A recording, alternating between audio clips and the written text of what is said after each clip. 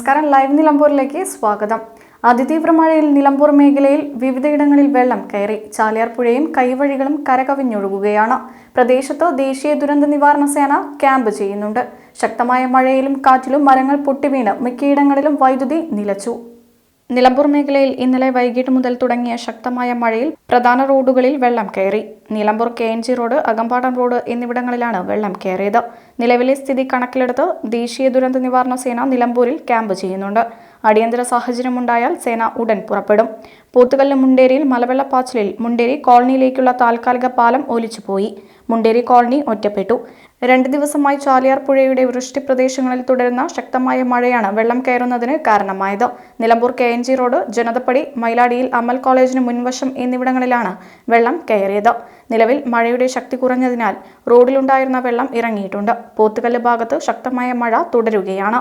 ഇതിനെ തുടർന്ന് പോത്തുകല്ല് പഞ്ചായത്തിൽ 2 ദുരിതാശ്വാസ ക്യാമ്പുകൾ തുറന്നു. ഭൂദാനം LP school, Pallippadam GUP school എന്നിവിടങ്ങളിലാണ് ക്യാമ്പ് പ്രവർത്തനം ആരംഭിച്ചത്. ഇവിടങ്ങളിലേക്ക് 30ഓളം കുടുംബങ്ങളെ മാറ്റിപ്പാർപ്പിച്ചു. കഴിഞ്ഞ വർഷം ഉരുൾപൊട്ടലുണ്ടായ പാതാറിൽ ജനം ആശങ്കയിലാണ്. ഇഴുവാത്തോട്ടിൽ മലവെള്ളപ്പാച്ചിൽ ഉണ്ട്. ചാലിയാർ പഞ്ചായത്തിലെ കാഞ്ഞിരമ്പുഴയിൽ മലവെള്ളപ്പാച്ചിൽ.